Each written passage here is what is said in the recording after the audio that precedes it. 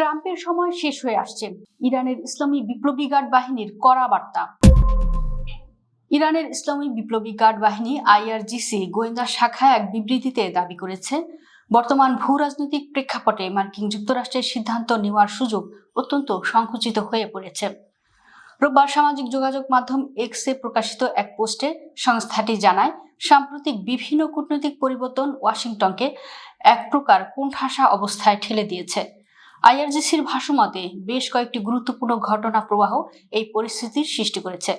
এর মধ্যে রয়েছে যুক্তরাষ্ট্রের নৌ অবরোধ প্রত্যাহারের বিষয়ে তেহরানের বেঁধে দেওয়া 1 মাসের আলটিমেটাম এবং ওয়াশিংটনের প্রতি রাশিয়া, চীন ও ইউরোপের দেশগুলোর পরিবর্তিত কঠোর অবস্থান।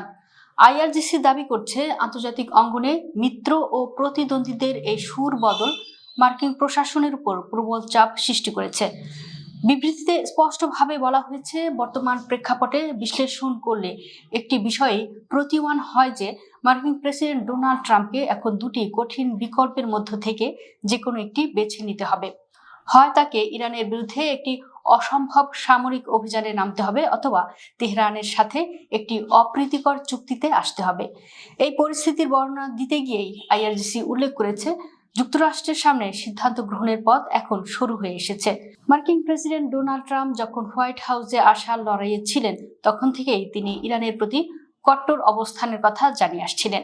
বিশেষ করে 2015 সালের পরমাণু চুক্তির আওতায় ইরানকে যে বিপুল পরিমাণ নগদ অর্থ দেওয়া হয়েছিল, তার তীব্র সমালোচনা করেছিলেন তিনি। কিন্তু বর্তমান পরিস্থিতিতে মধ্যপ্রাচ্যের যুদ্ধ বন্ধ করা এবং একটি টেকসই সমঝোতায় পৌঁছানো এবং অনেকাংশে নির্ভর করছে ট্রাম্প তেহরানকে কতটা আর্থিক সুবিধা দেবেন তার উপর। ওয়াশিংটন ডিসির মিডল ইস্ট ইনস্টিটিউটের বিশেষজ্ঞ অ্যালেক্স ভাটানকা জানান, ইরানের দৃষ্টিকোণ থেকে যে কোনো অ্যাপস বা সমঝোতার মূল চাবিকাঠি হলো অর্থ।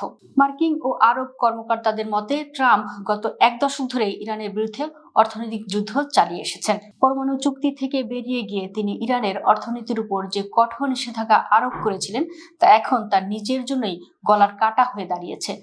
রাজনৈতিক বিশ্লেষকদের মতে, ট্রাম্প যদি এখন ইরানকে বড় কোনো আর্থিক সুবিধা দেন, তবে তিনি যে কারণে ওবামার সমালোচনা করেছিলেন, সেই একই অভিযোগে তিনি বিদ্ধ হতে পারেন। যুদ্ধবন্ধ এবং হরমুজ প্রণালী পুনরায় উন্মুক্ত করার বিনিময়ে ইরান 4টি উপায়ে ক্ষতিপূরণ চাইতে পারে: যুদ্ধকালীন ক্ষতিপূরণ, প্রণালী ব্যবহারের টোল বা মাসুল, ফ্রিজ করা সম্পদ ফেরত পাওয়া এবং সরাসরি নিষেধাজ্ঞা প্রত্যাহার।